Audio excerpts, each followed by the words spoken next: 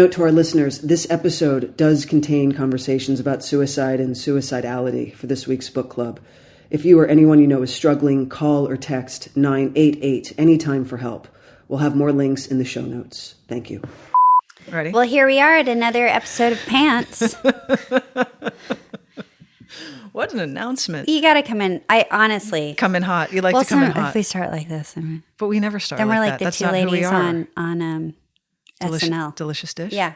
Okay, so let's talk about our our Have you book. started? Have you started yes, this? So Kate, I have started it. I'm about 4 or 5 chapters in. Okay, I think You're ahead of me. little bit ahead of you. What are you? So we're talking about the latest Al Stora book pick. Yeah, we chose this book called We Could Be Rats out of the list they provided Who's the for author? us. And it's written by Emily Austin, who apparently wrote another book that everyone loved called Everyone in This Room Will Someday Be Dead. And that's speaking of dead, that's a theme. And that's very true. Okay, Kate. Yes. Where would you like to start? Well, I haven't finished it, so I'm not going to give this blow by blow of what happens because Right. that's bullshit. But when I read it, I have to say, I think about my so-called life, and I think, oh, this is like Angela Chase and her best friend Rain. I just said this off. God, that girl was so cool. She was rad. Am I getting her name right? I Rain. don't remember. Can you check remember for me? loving that character. She's the best character. Although Angela Chase wasn't gay, whereas this main character, or at least Well, Ingrid is. Ingrid I is can sort talk of- about Ingrid and Greta because that's as far as I've gotten. Ingrid is sort of the main girl, and she has a sister who is the other main girl. well. And we don't know if it's Margit or Margit. Can't pronounce her name. Is it Marguerite? There's no R. Grit? It's Margit or Margit. Is there an R in it? No, you're adding an R. So it's M-A-G-I. R. No, M-A-R. Mar. G-I-T. Margit? I mean, nobody's French. Is that as with far an, as I've read? Is that with an accent? You're making it Margit. Like Margit. You're putting her somewhere. Totally. She I'm could giving have- her an international Which bit flair? of zhuzh. Yeah. Is it Mar? Well, there's Ingrid, which also is Ingrid is French. Maybe I will say these they ladies don't have talk some about very a French heritage. zero. I will say these characters have some very unique names. Where they came from, I don't know. We were talking about this book on the phone yesterday, and I said, you said that about the names, and I said to myself, What did you later, say? I was like, if I wrote a fictional book, I'd make my characters have unique names. But that's not a book club. People don't want to hear about the names. They want to hear about what happened in the book. Well, the names are kind of sick. Okay, so it's Ingrid. Like- Ingrid and Margit. I'm going to say Margit because I swear to God, I think it's Margit. But is it with an accent? Is my question. You still keep Definitely not an ignoring accent. it. Is it Margaret? Like Margaret? Hey, Margaret. Kate. Margaret. People live In like bumblefuck nowhere. It's it's like in some small like whatever town. Well, I Ingrid don't works know. at the Dollar Pal. But in a very, those are- very small, tiny Yes, because the Whatever major town. thing is that Ingrid is gay. Yeah. Margit, her sister, sort of conforms to society, Yes. right? Yes. And Doesn't seem to have the pressures it's in that two points of view. So I'm at the beginning where Ingrid is writing. Yeah, and Margit. why is there not an E in her name? You've Like already Margaret. wanted to add an R and an E. I just wanna- I don't know what you're I'll doing. tell you what it is. When I don't understand a name in a book or it's not registering with me, I'll associate it with a name that does make sense. And Okay. so with Margaret, Margit, I associate it with Margaret just so I could keep the people straight. That's all. Well, you're failing at keeping any of it straight so far. I thought I was doing pretty good. No. Why? You haven't gotten the name right once. But go ahead. 'Cause it's Tell a us hard what the name. We someone can has have to be Emily rate- on, the And then you're like- amazing author, to talk about her choices and names. I'm but just curious. She Ingrid's a cool- probably I was think hoping you were getting something more out of the book than Well, you a brought up the name name issue. thing. You brought up they don't have I French brought up flair. the names because They they're don't- the characters' names. and I thought people, I'm gonna say Mark. It's anyone who reads this would probably think the same thing. Ingrid's a cool name.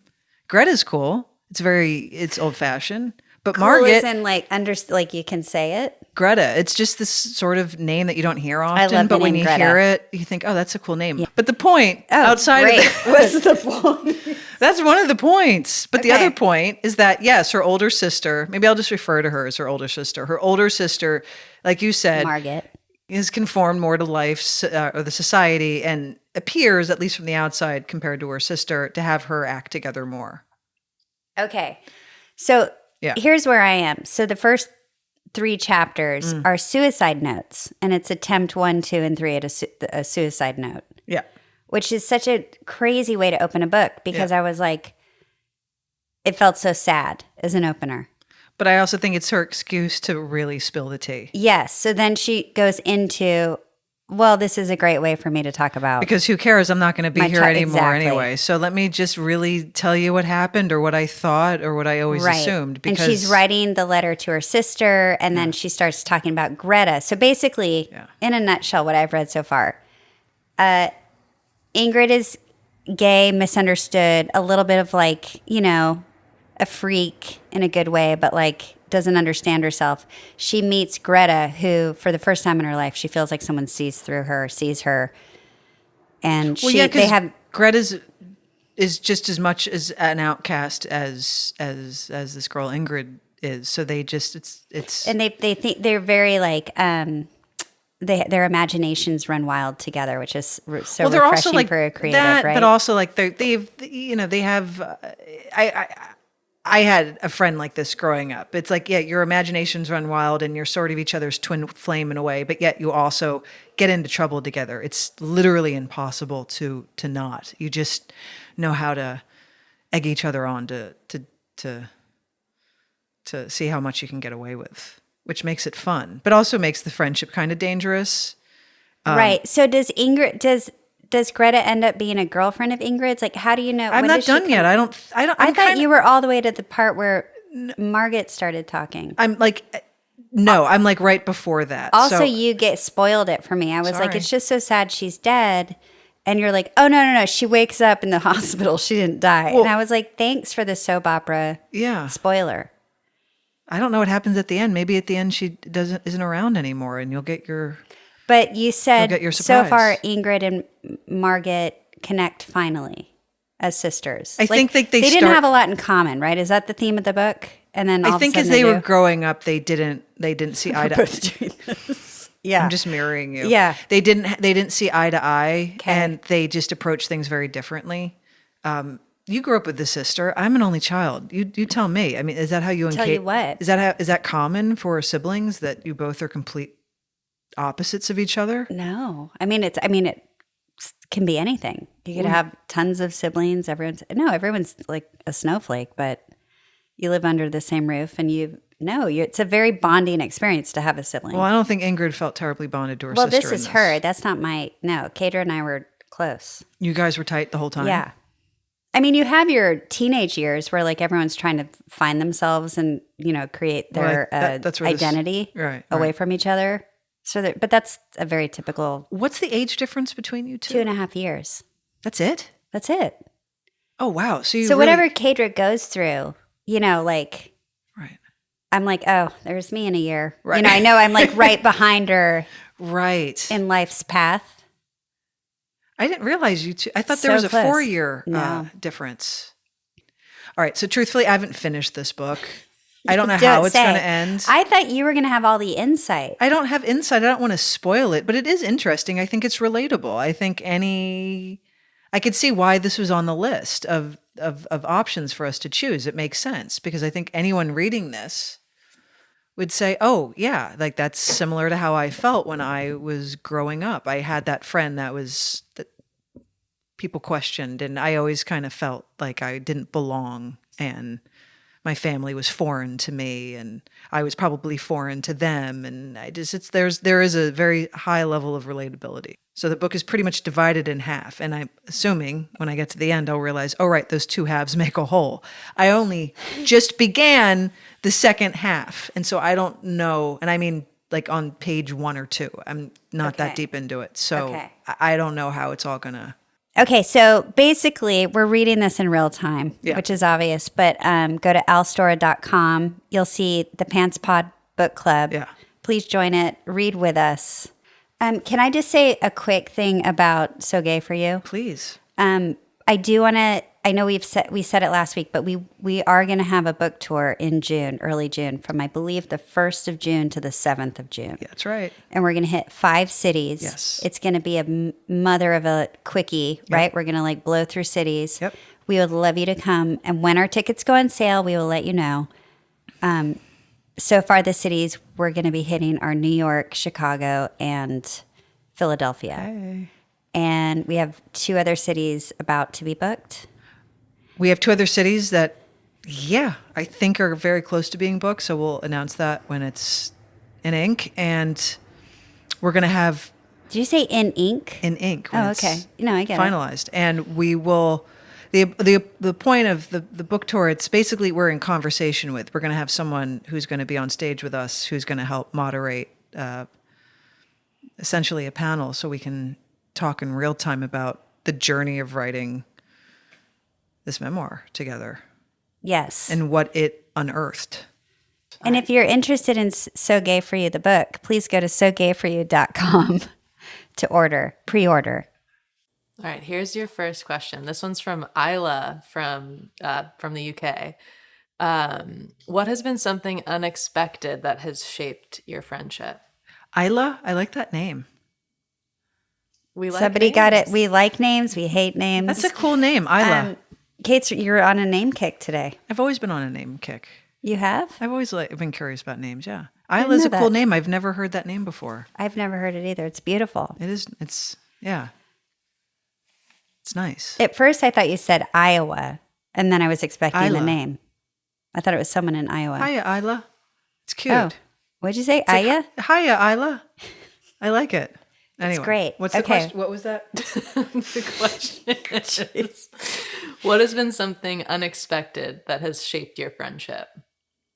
Oh, God. Pretty good. I would say starting all these businesses with you has been very unexpected and shaped it in different ways That's a good I never point. expected to have with you. That's a... Because I knew you on the show and I knew you in my personal life, but now we do like things together. And I would think that has shaped it. Definitely. That's the best answer I could think of. It's true. I sometimes wonder... Uh-huh.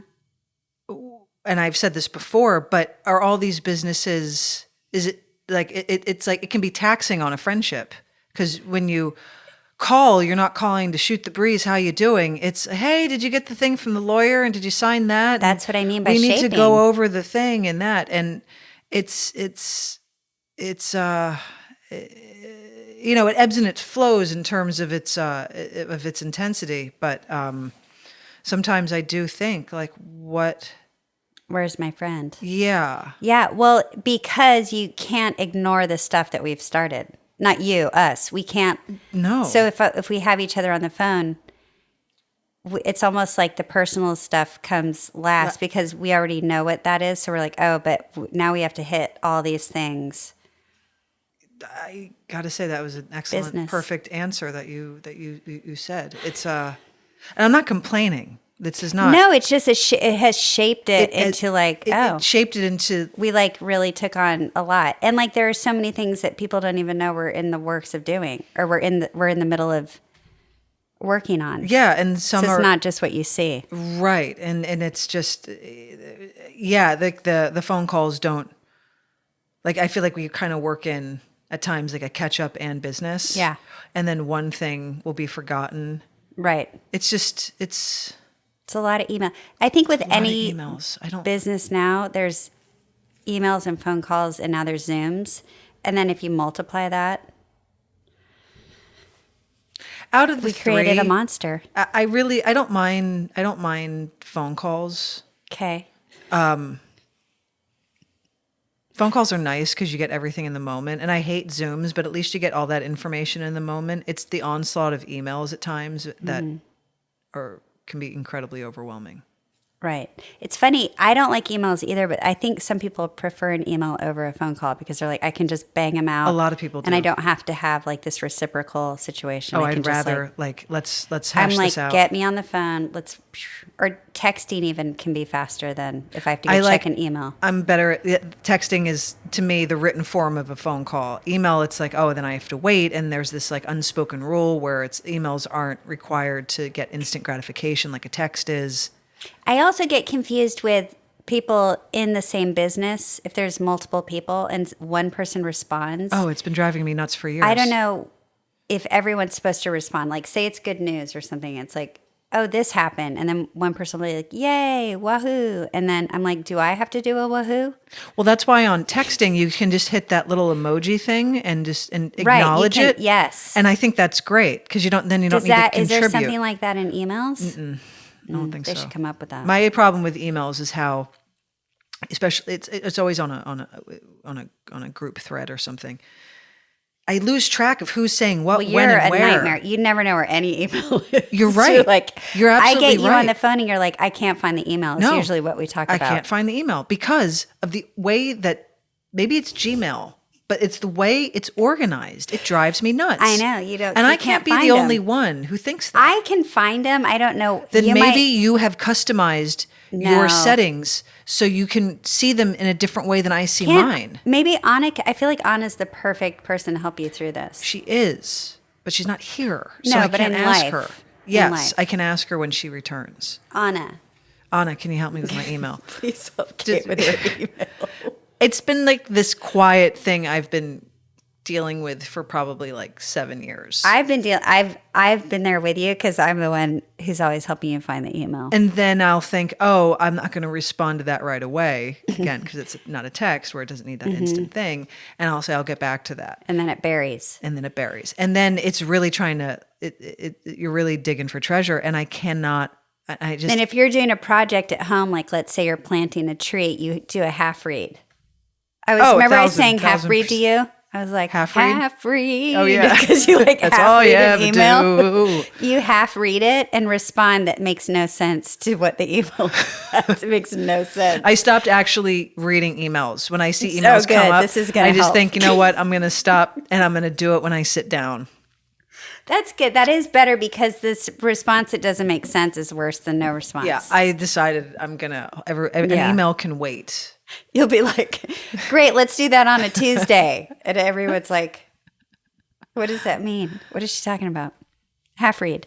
Half read. But I think in the moment I am reading them accurately. I think you I do. I don't have ill intent to drive everyone crazy. No. I just have to concentrate when I'm reading. Yes. And I realized I cannot do that any longer. So I'm It's mindful. all funny. This is mindful. shit. I think our friendship has been shaped by our businesses. But you know what? We're on the way. We're shooting to the stars. We are shooting God to the damn stars. Motherfucker. Yes. Honestly, meal planning has always been a struggle for me. Every year I tell myself I'm going to get better at it.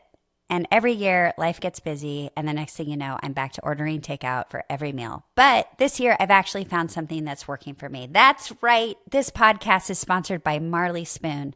I'm genuinely so excited about working with Marley Spoon because they've been helping me fast track my way to eating well without all the hassle. And with our code PANTS, you can get up to 27 free meals. Here's what I love. Marley Spoon gives you over 100 recipes to choose from each week. We're talking everything from cozy comfort foods like big batch beef stroganoff to lighter options like salmon and creamy mustard dill sauce tray bake. There's literally something for every mood. Oh, and the timing couldn't be better. Marley Spoon just launched their new 15-minute express recipes. They put 3 of these on the menu each week, and if you've got a few extra minutes to spare, they have some great 20-minute options too. They help you get dinner on the table faster without compromising on quality or flavor. I especially love Marley Spoon's collection of Martha's best recipes.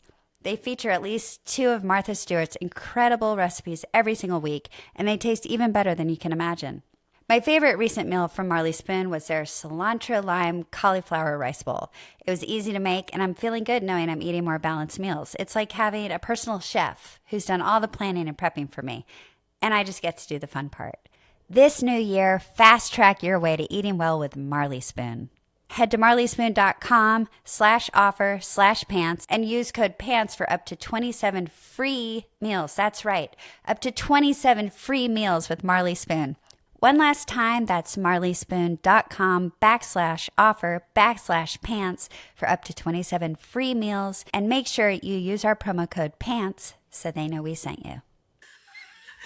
All right, this is I like that question. Thank you. right on. Thanks, Isla. All right. This is kind of like a general question, but there have been a lot of people asking for advice who are like recently out. And I feel like the general question from a lot of these people is like, do you have any words of encouragement for the baby gays who recently came out? Well, I'm going to say it's a hard time to be gay in one sense because of the political atmosphere we're all in right now. But it's also a very liberating time to be gay. You and I grew up in different times that we had our own struggles with what the world was like as a gay person. But I think what has been consistent from whatever era you're from, whatever generation, it is always about finding your community. So I think no matter what, find your people, find your family. Absolutely. I can add to that by saying, for the ones that are figuring it out, you're on no one else's timeline but your own. Don't feel like you have to do anything to satisfy anyone. You have to do it at your own pace and how you feel most comfortable. I think that's a big way of how one gets to know themselves, and to honor that in yourself by handling it the way you feel most comfortable doing so. And also like have a good time, because coming out is also a really fun time. It's like a really liberating time in your life. It's like you walked into it's like the world suddenly turned into your own personal candy store. Yeah, it's literally like Oz. It's like everything turns Technicolor. Absolutely. Right? Because you're finally like being who you always and like you see the options that you have denied yourself, and you're just like, oh my God, there's just candy everywhere. And you can let like all the judgment and like the monsters and the self-doubt. Yeah, it's like, a beautiful experience once you cross the threshold, but to get to that threshold is a whole other thing. Oh, and yeah. That's where I'm saying you have to really honor yourself and take care of yourself, and don't and go about it the way you want to. All right, this one's from Heather. What's your personal superpower and what's your professional superpower? But Leisha, you answer for Kate, and Kate, you answer for Leisha. Okay. I can certainly say something about you professionally. I'm dying to hear this because I feel like I have no professional career. So what is it? Nothing gets you down. And if it is, no one would know. And I think that's a real gift. And that's why I've always called you the ninja, because when you do get angry, no one expects it. And because you'd never portray that like maybe something would irk you. And so they're very taken aback, whoever's at the receiving end of that. I've always thought, wow, that's really like nothing. And even though I know things are bothering you, whatever, you don't. Like I let it roll off my shoulders. I don't know if you let it, or maybe you stuff it down, but the point is you don't let it affect you in the moment. And that's a very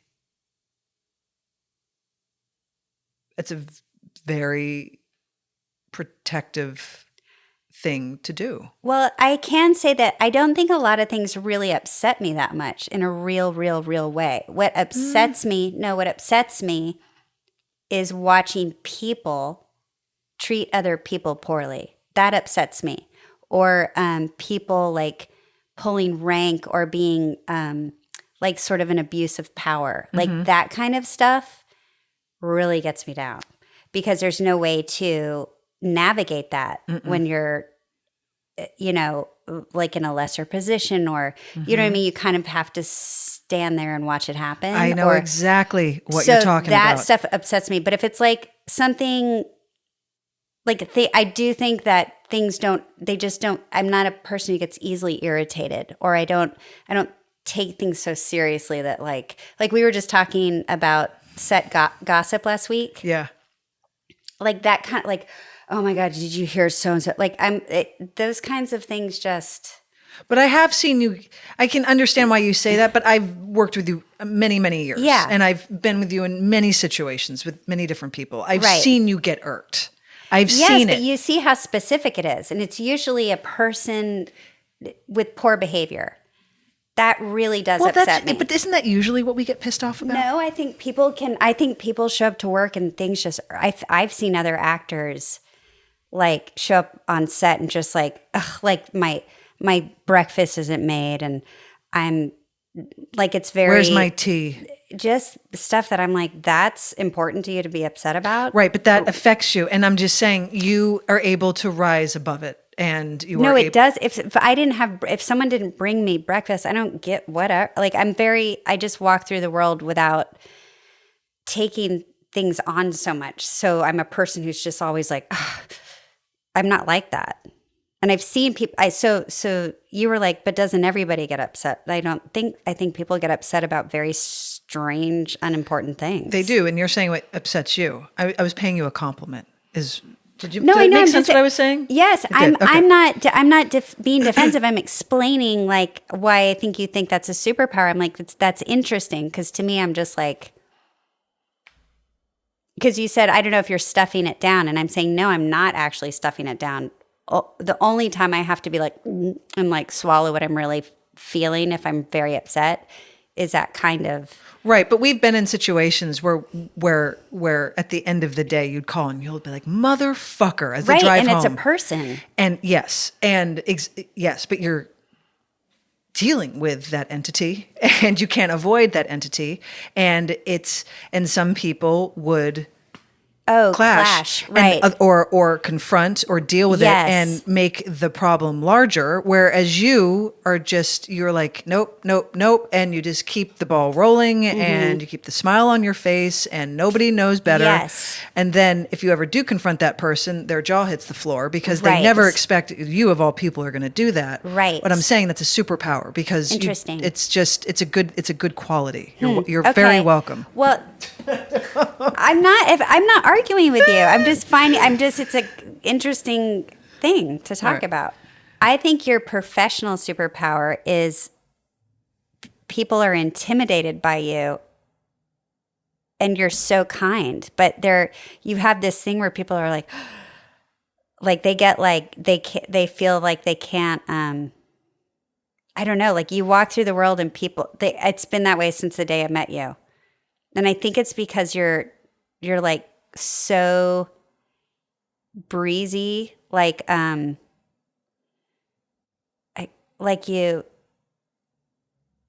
is like I can't think of that word for the attitude, but it's like, oh, like usually people are insecure or you can kind of like, you feel people working their way through life or like, you just kind of seem like you can walk through a room and it's like, oh, I don't want to go up to her or no, I can't.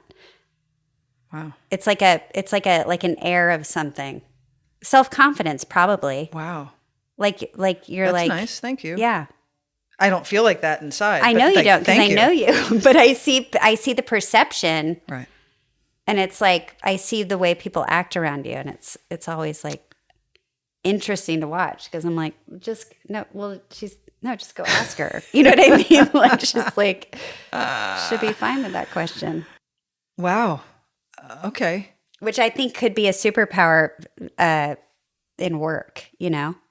We'll just do professional superpowers because we're way over. Okay. Well, then maybe next week we'll do personal. Will you remind us to do the personal? Sure. And I can give it a little thought because I pulled something off the top of my head. Okay. What do we have? Thank you for listening. This was an episode of Pants. Yeah. Yeah. And we have a book coming out. Yeah. You can pre-order it now. At sogayforyou.com, or if you're overseas or anywhere internationally, at premiere.com. You can find it there. We're going to have some tour dates to announce soon. It'll be from June 1st to June 7th. And If you want to see this in person. Yeah, and this is another episode of Pants.